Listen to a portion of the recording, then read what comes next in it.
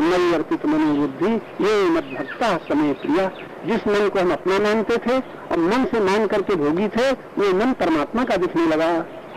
जिस बुद्धि को हम अपना मानते थे और बुद्धि मन के पीछे चल रही थी, पदार्थों को प्राप्त करते थे, प्राप्त करके मेरा मानते थे और मेरा मान करके वस्तु के लोभी बने, व्यक्ति के मोही बने, अधिकार के अभिमानी बने और सुख के कामी बने। जब मेरा कुछ नहीं रह गया, सब विकार समाप्त हो गए। ये स्थिति है। एक श्लोक को कोई अपने जीवन में घटित कर ले भगवान के, तो मुक्त, भक्त, शांत, स्वस्थ सब कुछ हो सकता है। हो सकता है कि नहीं? एक श्लोक, कहीं भागने की जरूरत नहीं है। ये भगवान कहते ऐसा भक्त मुझे प्यारा है, तो भगवान कहते हैं ऐसा भक्त मुझे प्यारा है। और तुम कहते हैं तुम्हें माला पहनाएंगे, हिलिया खिलाएंगे, मिठाई खिलाएंगे, खीर खिलाएंगे, इसके द्वारा भगवान को तुम भगवान के प्यारे होना चाहते हो। संसार का ही नियम, अज्ञानी लोग यही करते हैं। भगवान को निभाने फुसलाने के लिए कुछ वस्तुओं के द्वारा बड़ा श्रृंगार, देवी जी का श्रृंगार है, भगवान का श्रृंगार है, पर्चे में छपाए जाते हैं, भगवान का श्रृंगार देखने आओ। सारे संसार की प्रकृति का सौंदर्य किसके द्वारा चमक रहा है और हम भगवान के मंदिरों में भगवान का श्रृंगार करते। क्या अंधेर, अहंकार तक छोड़ा है। मैंने 1000 बल्ब जला दिए और मैंने पत्ते लगा दिए, मैंने और बल्कि प्रकृति के सौंदर्य को नष्ट किया। फूल तोड़ करके हार बनाए, पत्ते तोड़ करके फाटक में लगाए। एक दिल्ली में बड़ा भारी सम्मेलन हुआ, नाम लेंगे, बड़े मशहूर हुए और बालिया उनके सहायक थे।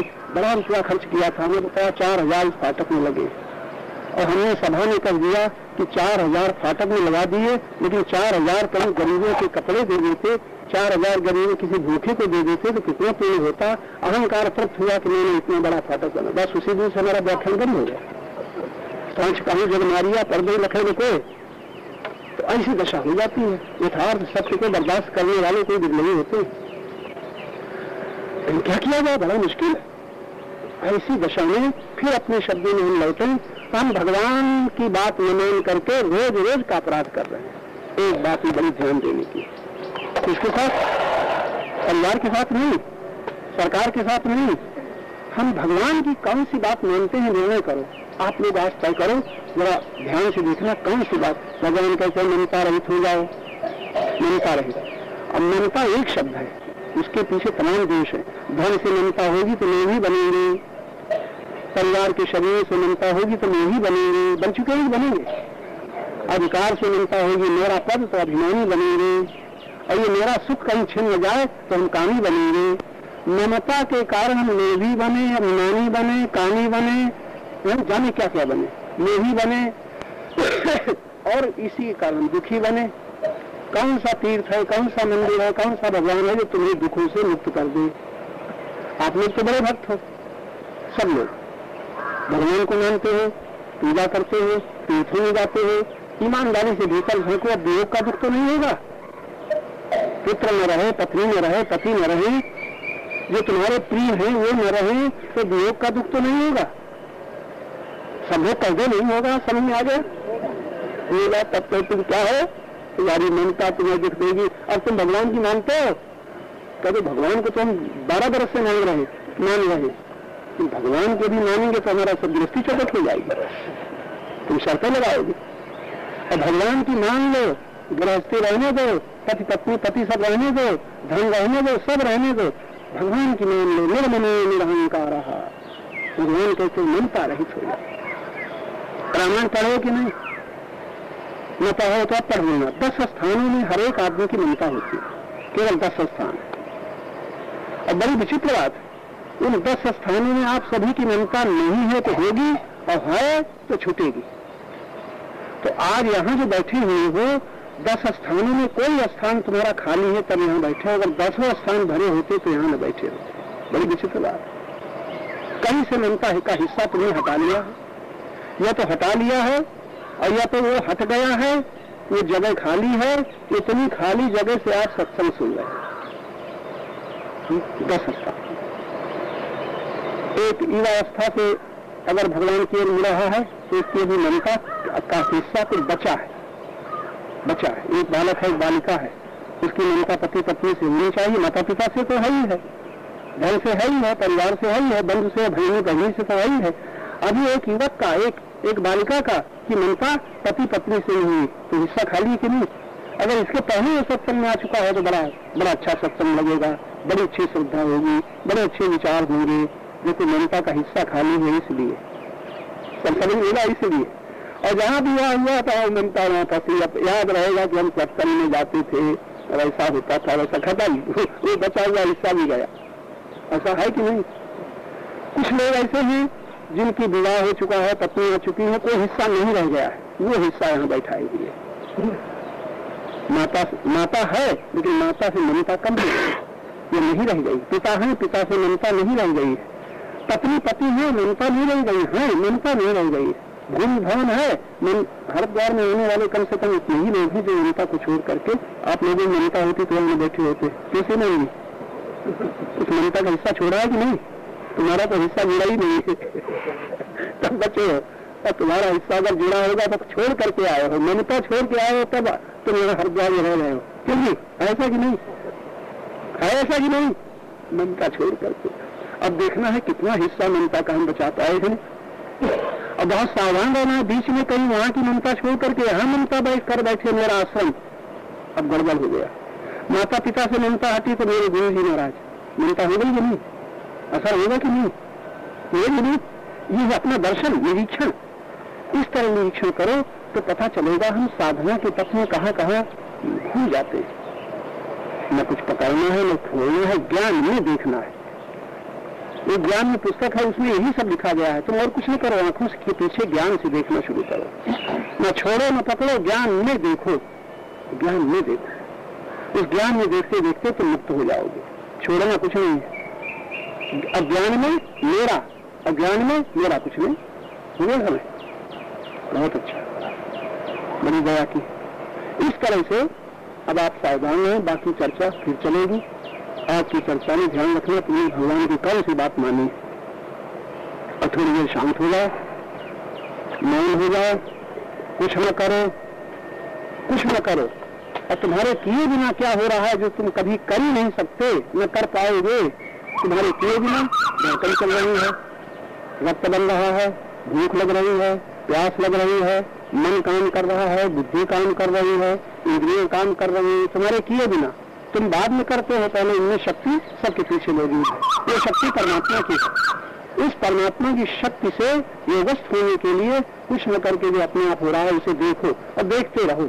मन चंचल हो, रहने दो।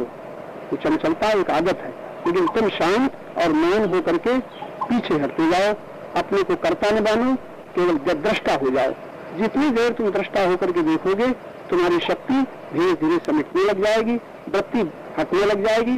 तुम पीछे चेतना की ओर लौटने लग जाओगे अहंकार रूप में। और जैसे जैसे अहंकार चेतना में लौट जाएगा, मेरा कुछ न रह जाएगा, तब ध्यान योग हो जाएगा। इस तरह थोड़ी देर शांत हो जाएगा।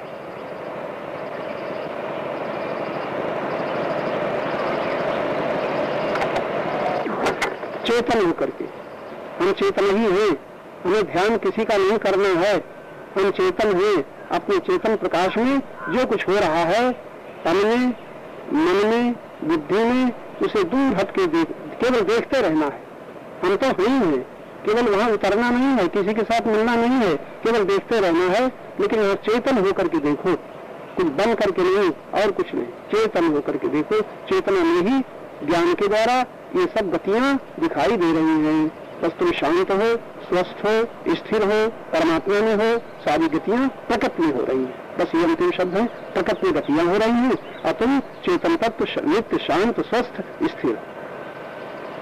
बार बार बुद्धि में इसी को ठहराओ, थोड़े दिन में अभ्यास हो जाएगा।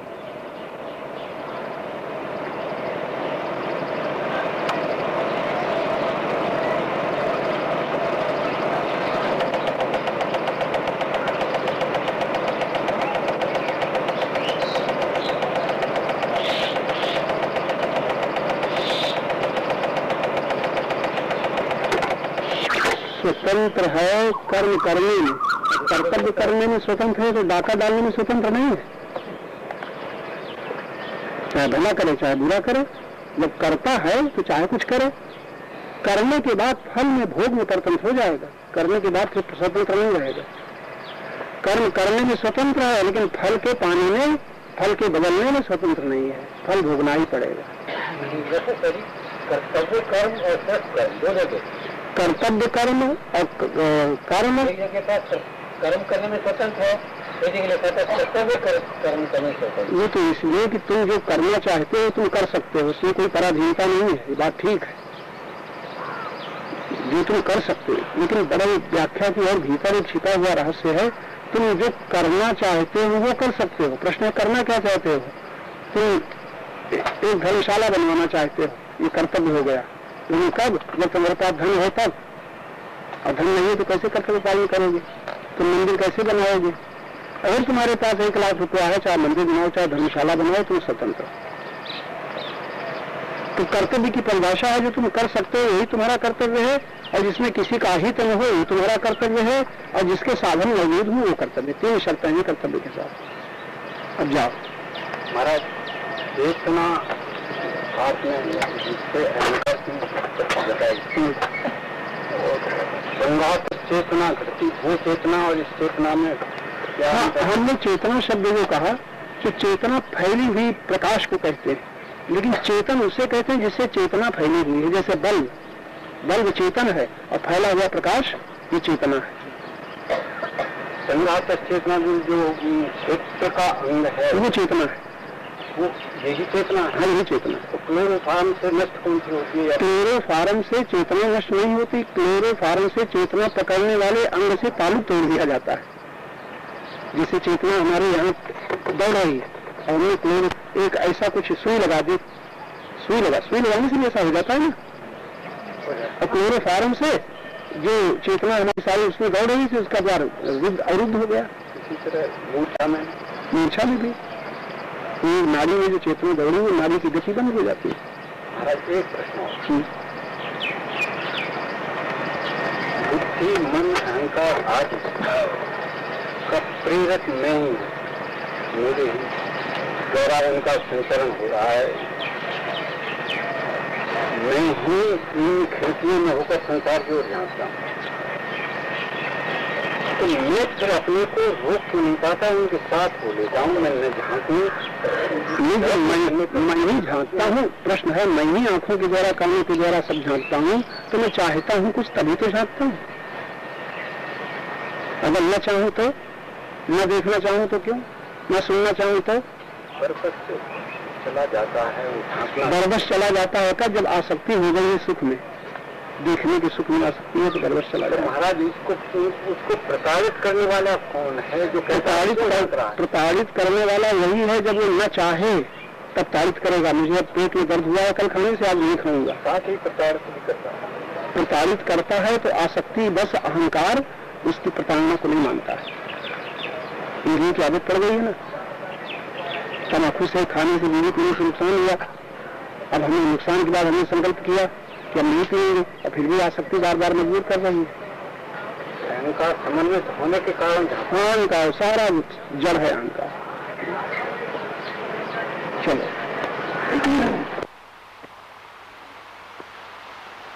हम क्या कर रहे हैं? आप लोग जो भी सुनते हो बुद्धि साथ दे जाए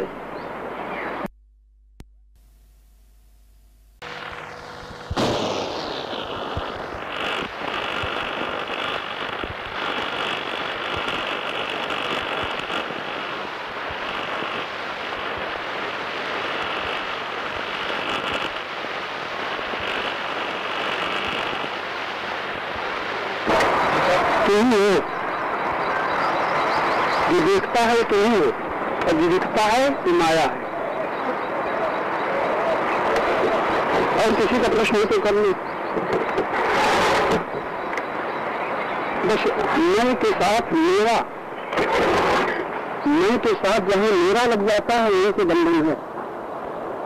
मैं के साथ जब मेरा हो जाता है यही माया है।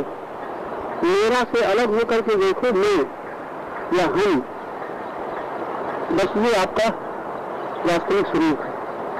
इसको किसी से मिलाए नहीं है।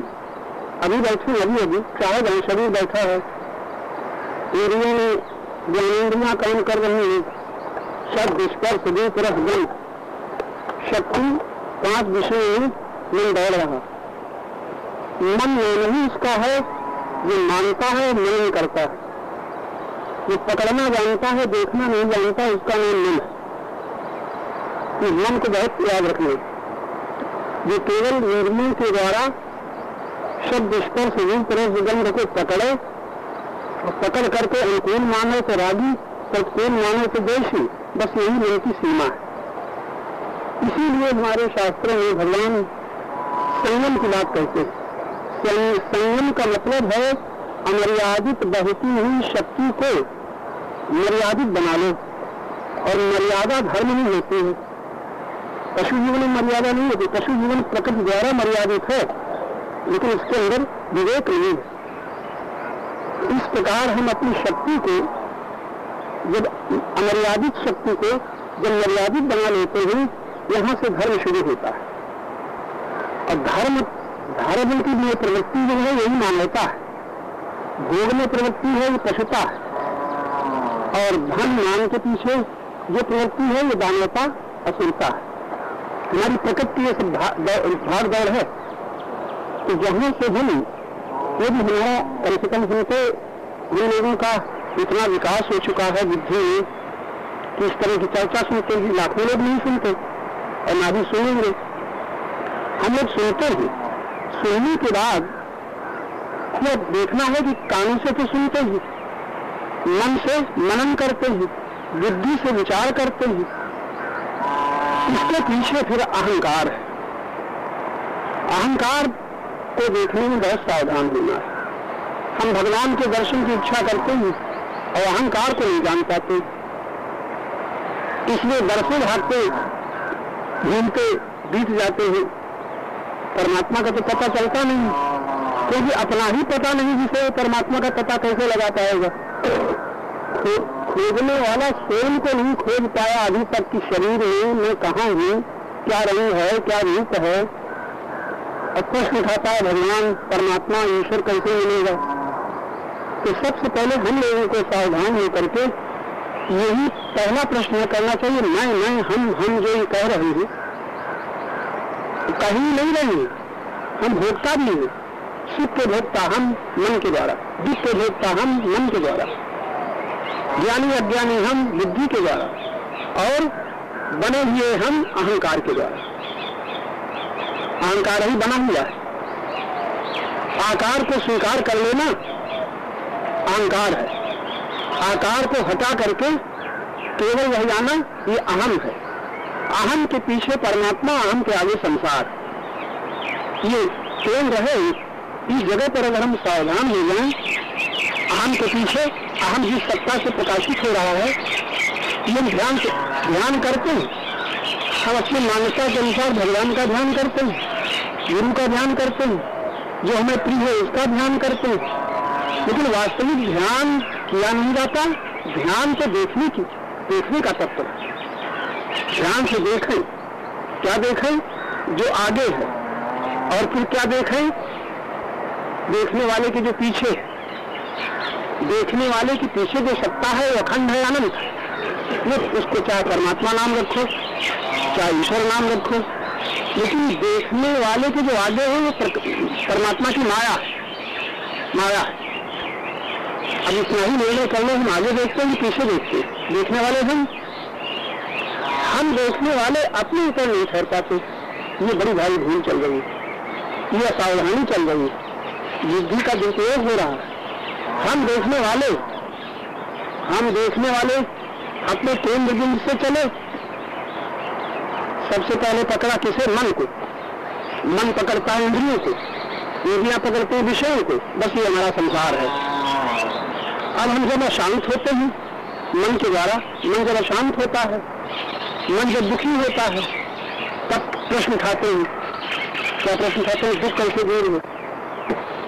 कोई कहता है भगवान का भजन करो दुख दूर करने के लिए, और हम लोग सब कह रहे हैं अपने अपने ढंग से। आप सब लोग ऐसा कोई व्यक्ति नहीं। हम तो कहते हैं दुख की वेदना न होती और दुख का भय न होता तो आप यहाँ आते ही नहीं। कहीं न कहीं आपको दुख दिखाई दे रहा है, अभी नहीं है तो आगे दिखाई दे रहा है। इतना आप सावधान हो। पशु को नहीं दिखाई दे रहा, आपको दिखाई दे रहा। उस दुख से बचने के लिए हम प्रयत्न करते हैं, और प्रयत्न करते करते आप हरिद्वार आ गए। ऐसे नहीं है।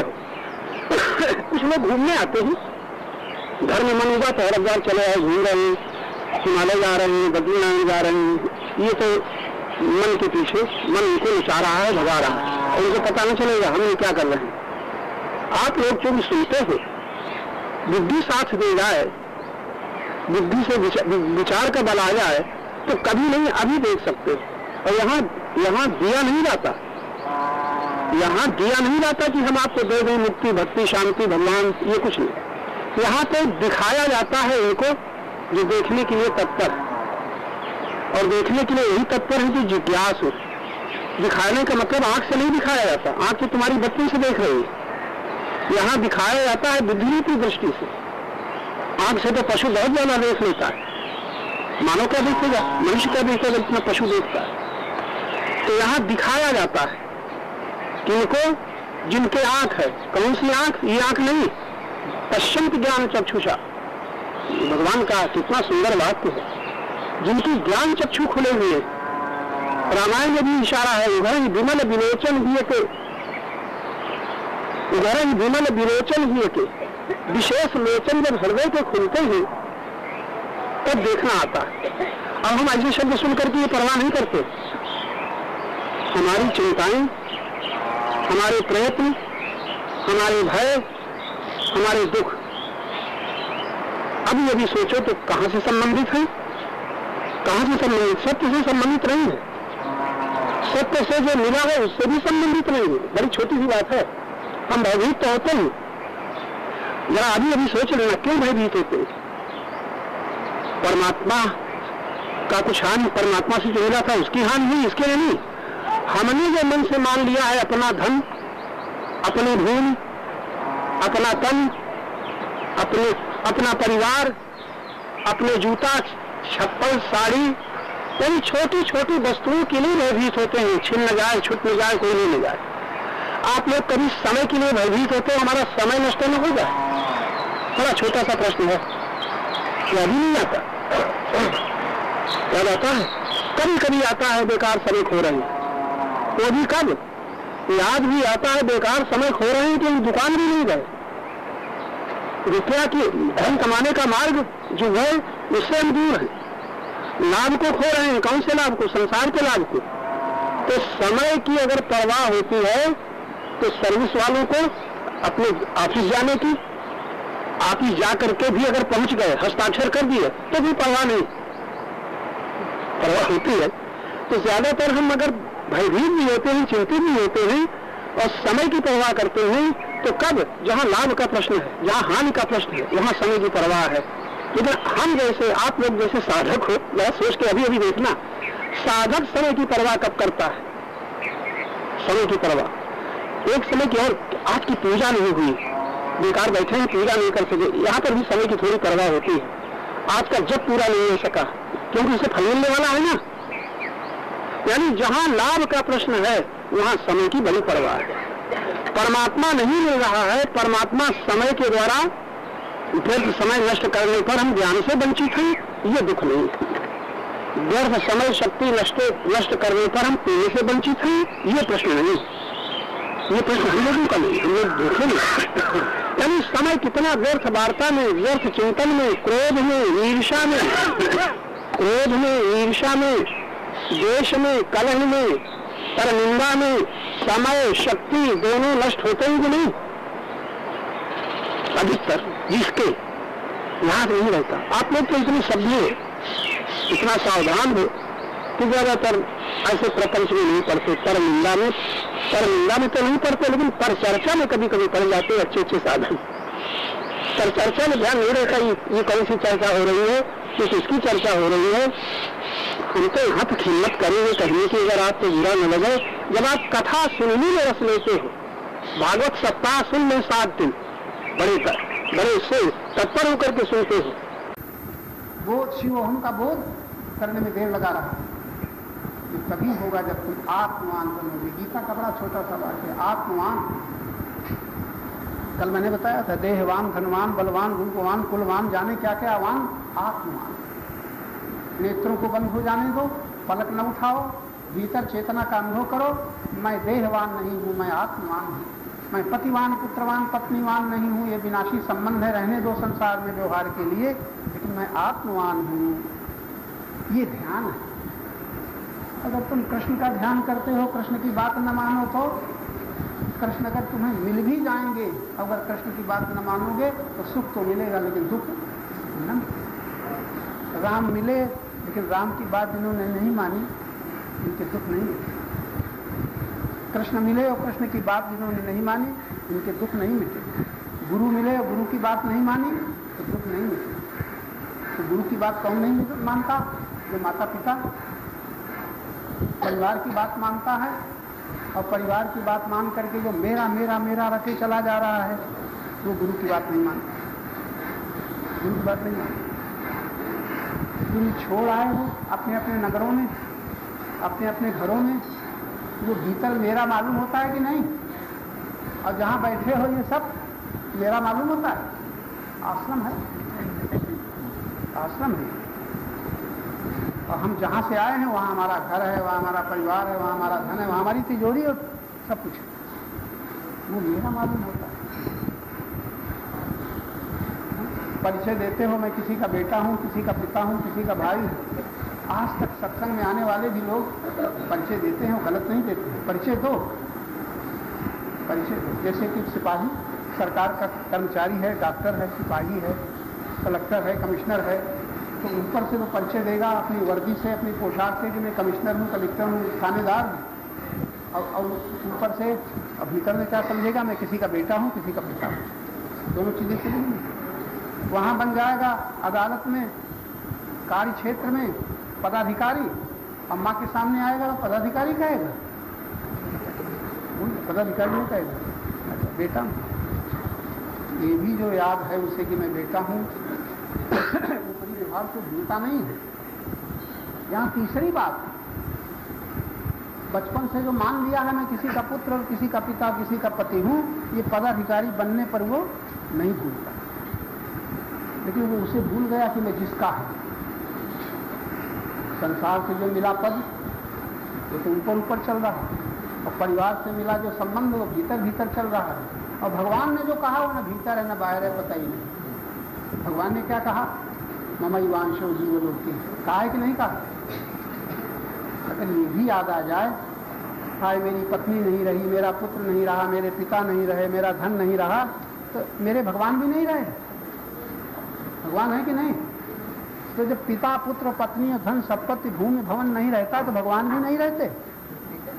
उस समय किसी को याद आया सब छूटा लेकिन परमात्मा मेरे साथ है, ये है सत्संगी। इसको सत्संगी कहेंगे, वरना वेद सुना दे, गीता सुना दे, रामायण कंठस्थ सुना दे, वो सत्संगी नहीं है। उस पर असत का प्रभाव।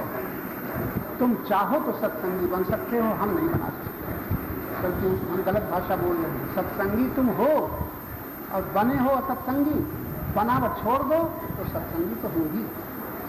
बनावट छोड़, जैसे पकड़ा है तैसे उस पकड़ को छोड़ दो, आत्मवान होकर के रहो। इस समय की चर्चा में आपको विशेष जोर दिया गया है, देहवान धनवान बलवान रूपवान कुलवान पतिवान पुत्रवान नाती पोतावान। और यहाँ क्या कहा जा रहा? भगवान क्या कहते हैं? आत्मवान।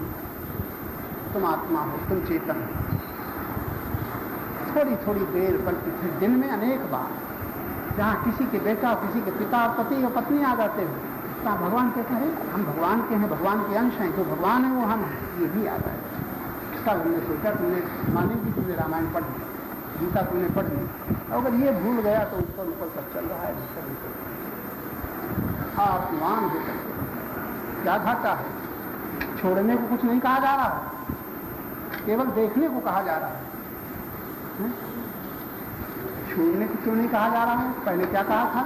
जो तुम्हें प्रकृति से मिला है अपने आप छूट जाएगा, और जो परमात्मा से मिला है वो कभी न छूटेगा, और जो तुमने बनाया है तुम्हीं को छोड़ना पड़ेगा।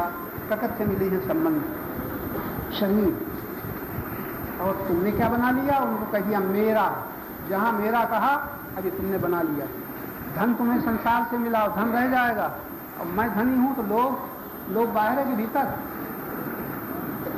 धन बाहर और लोग भीतर, भूमि भवन बाहर और मेरा ममता भीतर। परिवार के शरीर बाहर और मेरे अपने आसक्ति भीतर, भीतर की बनी रहेगी, बाहर का सब छूट जाएगा। समझ में आ रहा है कि नहीं? तो तुम क्या करो, छोड़ दो, छोड़ने पर भी न छूटेगा। अब भीतर का छूट जाए तो बना रहने दो। इस तरह जो रहता है संसार में वो सत्संगी है, ज्ञानी है। और इस तरह नहीं रहता तो उसको कृष्ण के दर्शन हो जाए, राम के दर्शन हो जाए, गुरु के साथ हरदम रहे, तब भी अज्ञानी है। अब और क्या सुनोगे इससे अधिक सारा? मैं तो यही नहीं कहता हूँ इतने 1000 जप करना, इतनी देर मंदिर में बैठना। मैं तो कहता हूँ थोड़ी देर अपने पास ठहर करके रुक जाना, बुद्धि को रोक लेना, और दिन में शाम सुबह से शुरू करो, रात को सोने लग जाओ। मैं परमात्मा का आत्मा, आत्मा ये देह ये सब बाहर ये संसार से मिला है छूटने के लिए। मैं परमात्मा का हूँ, कभी न छूटेगा, कभी न छूटेगा। एक बात अभी हमने नहीं बताई, परमात्मा से क्या मिला। एक इशारा किया था, चेतन परमात्मा है और तुम चेतन हो। परमात्मा अखंड ज्ञान स्वरूप। रामायण में क्या लिखा? ज्ञान अखंड एक सीखा। भागवत में क्या लिखा है? ज्ञान मत्वयम् ब्रह्मेति परमात्मेति भगवानिति शक्ति। विद्वान लोग इसको ब्रह्म कहते हैं, परमात्मा कहते हैं। केवल ज्ञान अद्वैत ज्ञान, जहाँ दूसरा कोई नहीं रह जाता। ये ज्ञान परमात्मा का है, प्रेम परमात्मा का है, शक्ति परमात्मा की है। 3 चीजें तुम्हें परमात्मा से मिली हैं, कोई न छीन पाएगा। चाहे नरक जाओ, चाहे स्वर्ग जाओ, चाहे कुछ बनो, 3 चीजें परमात्मा से मिली, कोई छीनेगा ही नहीं। और संसार से मिला है वहाँ रहेगा ही नहीं। और तुमने बनाया है तो इनको छोड़ना पड़ेगा। हमने सदा के लिए एक बात बता दी, हम न मिलेंगे, लेकिन इसके द्वारा तुम मुक्त हो सकते हो, भक्त हो सकते हो, शांत हो सकते हो, स्वस्थ हो सकते हो। अगर याद रहेगा। अब और पूछ लो, कोई पूछ लो। बलवान हो सकते हैं, ये देखिए बलवान हो सकता है, आत्मबल से अधिक कोई बल नहीं। ये सब बल जो है जहाँ और गहरा इशारा है, तुम केवल आत्मवान हो जाओ, मैं आत्मा हूँ। अब बल की क्या जरूरत है? बात इशारा पता दो, इशारा पर होता है। बल का परिचय क्रिया से मिलता है। तब ये साधारण लोग कहते हैं आत्मबल, आत्मबल। आत्मबल का परिचय दो, संकल्प की पूर्ति, संकल्प में ठहरो, फिर संकल्प करो आत्मबल। क्योंकि आत्मा तुम्हारे साथ। ये किससे कहा जा रहा है? जो अहंकार है, अहंकार से कहा रहा है देह बल का भरोसा, धन बल का भरोसा मत करो, आत्मबल तुम्हारे पीछे आत्मा, इससे ही कहा जा रहा है। लेकिन यहाँ तो सीधा आपसे कहा जा रहा है तुम बल नहीं, तुम तो आत्मा ही हो।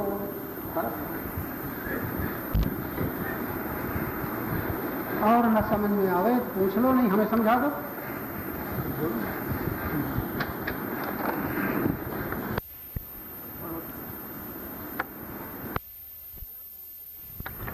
अच्छा प्रश्न करो। मन पर ये पता नहीं सकता है कि मन चाह रहा है कि बुद्धि हमारी जहाँ जितना संकल्प उठेगा, जितना संकल्प उठेगा, जितनी चाह उठेगी तब अब बुद्धि से सोचो। मन संकल्प मात्र, चाह मात्र, ये बुद्धि मन का काम है। अब बुद्धि से काम लेना चाहे तो बुद्धि सोचो जो हमारा संकल्प है इसमें किसी की सेवा है कि हमारी अपनी पूर्ति है, ये सोच लिया करो। तो ये उपाय हमारे पास आने का मन हो, क्यों जा रहे हैं? बुद्धि से पूछो क्या उत्तर होगा। बुद्धि कह रही है मन से स्वामी जी के दर्शन करने चलें, बहुत दिन हो गए हैं, बड़ा लाभ होगा, सत्संग मिलेगा, ये मन कह रहा है। बुद्धि पूछेगी क्या मिलेगा तो क्या उत्तर होगा। अच्छा, और तुम्हें कई बार बता दिया गया है, तुम भूल जाते हो। तब बुद्धि कहेगी मन देवता, तुम कहते हो सत्संग मिलेगा, और वहां तो सुन आए हो कि आत्मा ही सत्य है और नित्य प्राप्त है, हृदय में विराजमान है, तो आत्मा का संग सत्संग है कि देह का देखना सत्संग है? क्या उत्तर है? अब बुद्धि का उत्तर दे मन, बस एकदम मन चुप हो जाना चाहिए। कह दो बैठो बैठो, चालाकी मत करो, सत्संग के लिए जा रहे हैं, तो आत्मा सत्य है। बस बुद्धि कहेगी बस यही रुको। तब कैसे आओगे बताओ?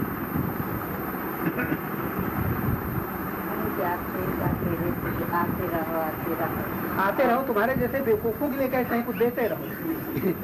आते रहो। उधर का जितना भरा है और उधर आओगे तो इतना भरेगा तब हो जाएगा। नहीं, इधर आओगे भरेगा नहीं। हमने इतना भरा है तब छलक जाता है घर जाते जाते।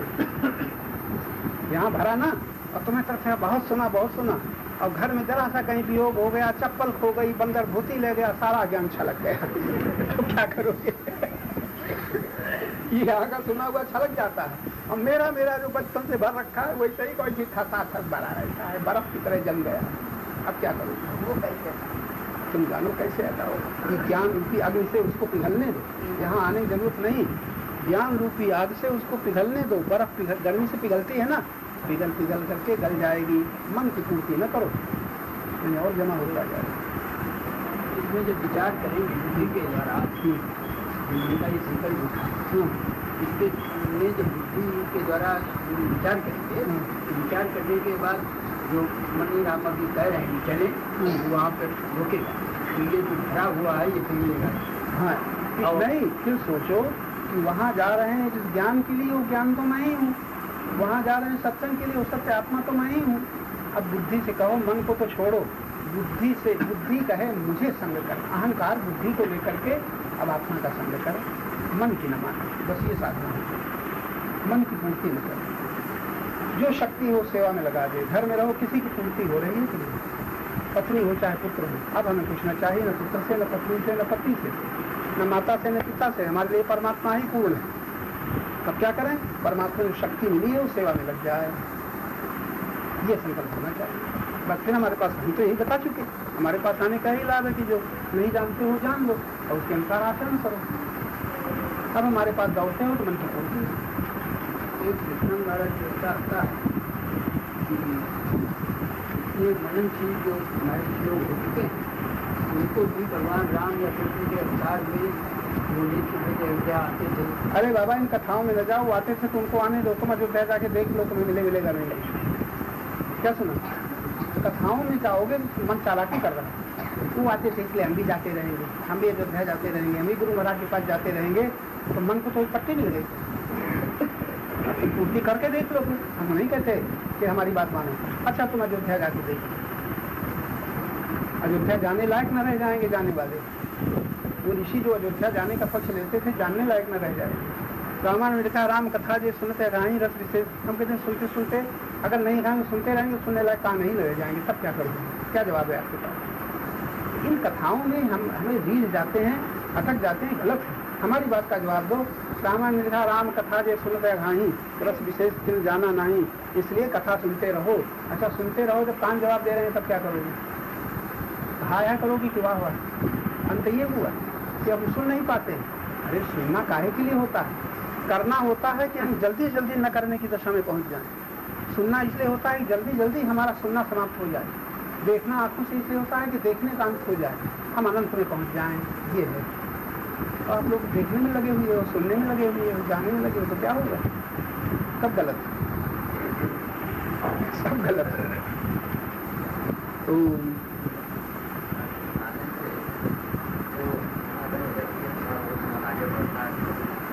फिर आप प्रश्न गलत कर रहे हो। वहाँ आकर के मन आगे बढ़ता है, मन आगे बढ़ता है, बहुत गलत है। यहाँ जो शुरू होता है वो वहीं शुरू रहना चाहिए। इसका मतलब है वहाँ जाकर के फिर तुम्हारा मन वहाँ से प्रभावित हो जाएगा, बुद्धि तुम्हारी थक जाएगी। जरा बात पकड़ो हमारी, जल्दी मत करो। अज्ञान नहीं बढ़ा है, ज्ञान ढका हुआ है, ये कहो। अज्ञान क्या करेगा तुम्हारा? क्यों बाबा, तुम कहना चाहते? ज्ञान जरा बात सोचो, फिर बात पकड़ो। अज्ञान से ज्ञान ढका हुआ है, ये भी बात नहीं सच्ची। सूर्य बादल से ढका हुआ है, उसी तरह की बात है। सूर्य बादल से सूर्य नहीं ढकता, देखने वाली आंख ढकती है। इतना बड़ा सूर्य को बादल ढकेगा? महान ज्ञान को, अखंड ज्ञान को या ज्ञान ढकेगा? बोलो। भाषा भले लिख दे, हम भी लिख दें। अज्ञान से ज्ञान नहीं ढकता, अज्ञान से ज्ञान में देखने वाली आंख ढकती है। बुद्धि ढकी हुई है, ज्ञान नहीं ढका है। बात पकड़ पाई नहीं? अब आप ऐसा न कहना। अब बुद्धि ढकी, वो थोड़े थोड़े से काम नहीं चलेगा। बुद्धि जो ज्ञान से ढकी हुई है, बुद्धि को निरंतर ज्ञान की उपासना में लगा दो। इसी का नाम गुरु उपासना है। गुरु की उपासना मतलब देह के निकट नहीं। घर में रहो तो ज्ञान के साथ रहो, बुद्धि को ज्ञान के साथ रखो। पदार्थों से न मिलाओ, व्यक्तियों से न मिलाओ, वस्तुओं से मिलाओ। निरंतर ज्ञान में बुद्धि, ज्ञान का स्थिर भी मुनि उच्चते, गीता में लिखा है। बुद्धि को ज्ञान में स्थिर रखो। बस जो कुछ करो फिर युक्ति है, जो कुछ करो अब अहंकार के लिए न करो, संकल्प पूर्ति के लिए न करो, जो कुछ करो शक्ति सेवा के लिए हो, ये संकल्प होता है। शक्ति अहंकार की तृप्ति के लिए न हो।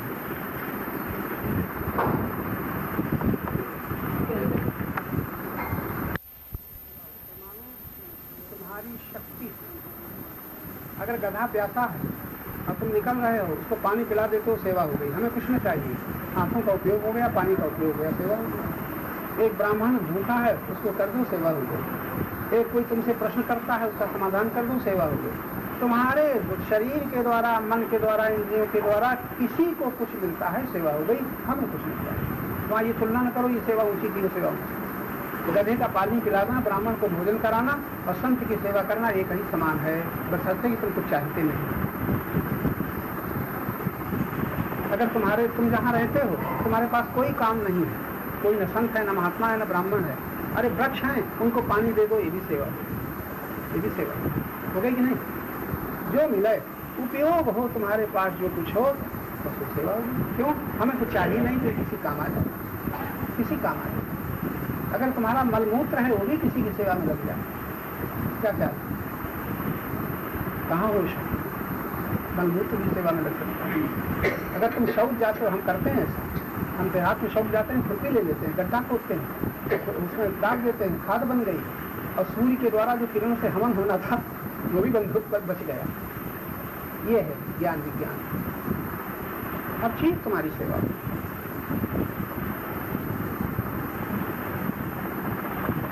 तन जो कुछ तुम्हें मिला है किसी काम आ जाए, हमें तो काम है नहीं, हमें तो कुछ चाहिए ही नहीं। ये जाने के पहले अगर कोई उपयोग करता है, आ जाए, खुश हो जाते हैं। अगर फल का छिलका है, हम जानते हैं छिलका सड़क में डालने से कोई जानवर खा जाएगा, तो लगता है मछली खाओ। और जब आलस्य होता है तो नहीं पीते। 2 दिन आम खाए, कौन रात में सड़क में जाए तो छत से नीचे डाल दिए और वहाँ पड़े, कूड़ा हो रहा है, अभी हमने अपराध किया, ईदी की विक्री, हमने गंदगी की, फल खा के नीचे डाल दिए। ये सड़क में पड़े होते, कोई जानवर निकलता खा जाता, तो आलसी हम है कि नहीं?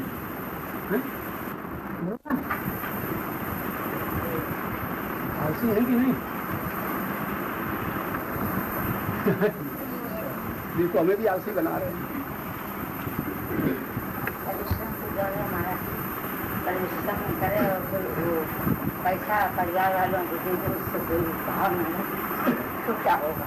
परिवार वालों को उतना ही दे जितने, जहाँ परिवार तुम्हारा है, तहाँ पड़ोस में भी कोई है, जाति है, देश है, परमात्मा है, सबका हिस्सा निकालो। परिवार ही को देते हो तो वो है, और पड़ोसी बेचारा करा रहा है, उसको नहीं देते हो तो पाप। सबका हिस्सा। परिवार का कितना अधिकार है, पड़ोसी कितना अधिकार है, समाज का कितना अधिकार है, देश का कितना अधिकार है, और फिर परमात्मा का सर्वस्व अधिकार। अंत में सब कुछ परमात्मा के लिए, परमात्मा की सृष्टि में हमने किया है, ये ज्ञान है। परिवार को अपना मान के देते हो तो वो परिवार में बालक भी है, वृद्ध भी है, और परिवार में समाज सयाना लड़का भी है। बालक तो बेचारा अभी कमा नहीं पाता, और उसको भूख लगी है, तुम्हें खाना देना चाहिए। वृद्ध कमा नहीं पाता, और वृद्ध को अन्न देना चाहिए। और जवान लड़का कमा पाता है, कहता मैं पैंट दो, कोट दो, और तुम कह रहे हो बल्ला का है दे, अपराध। जय राम श्री राम, जय राम, जय जय राम।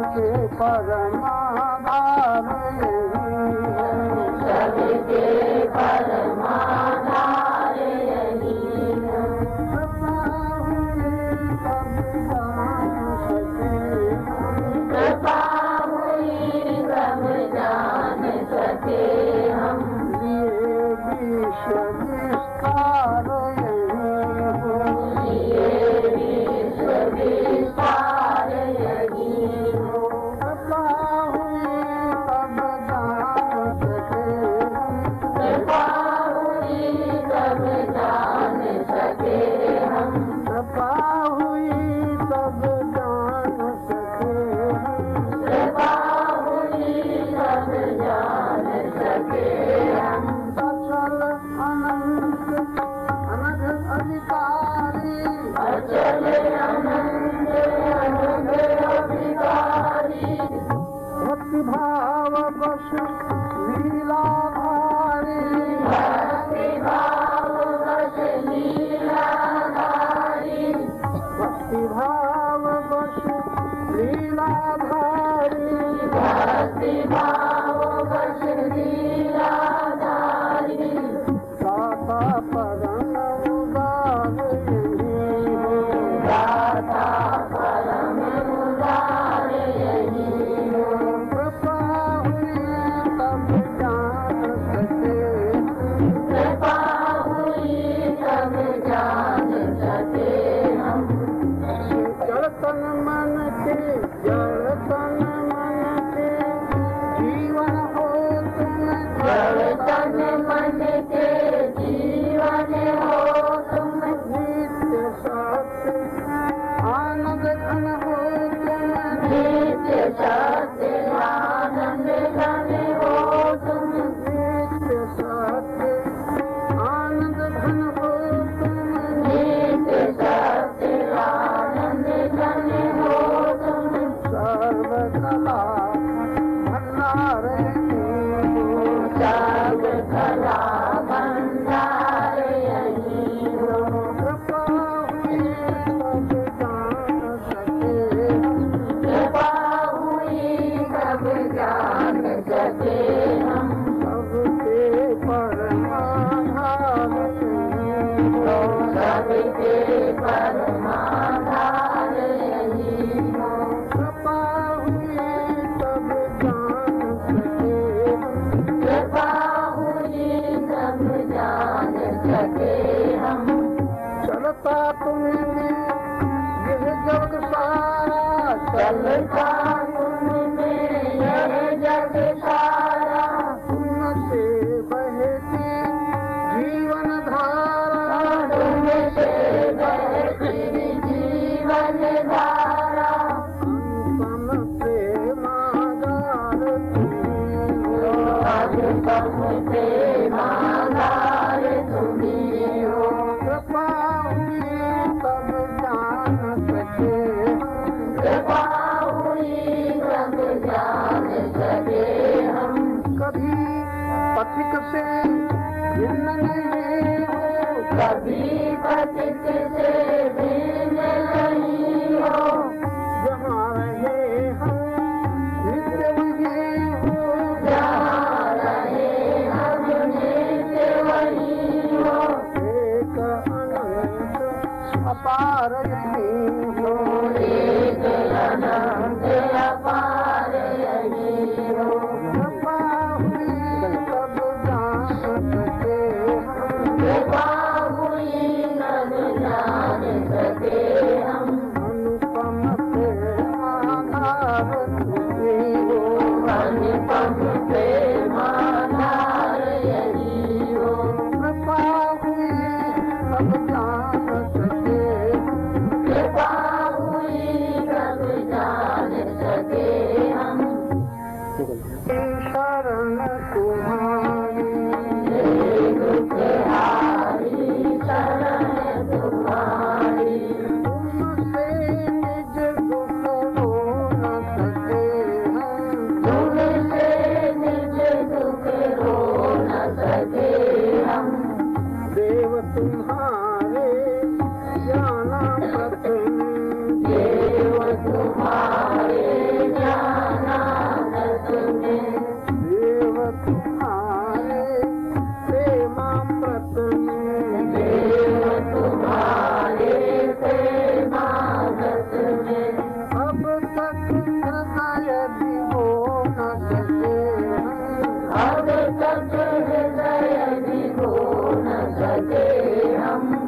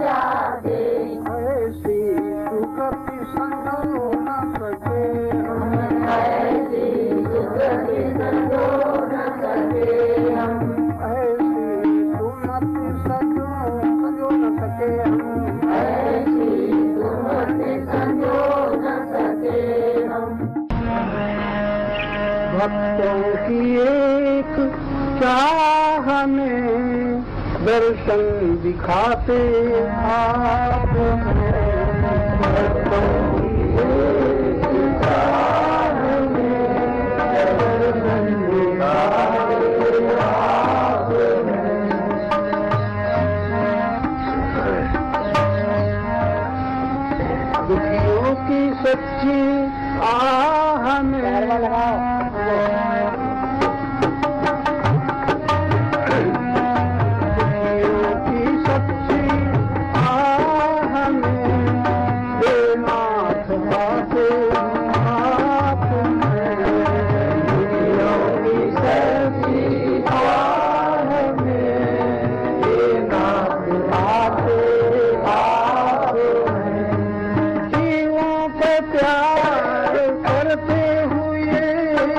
जीवन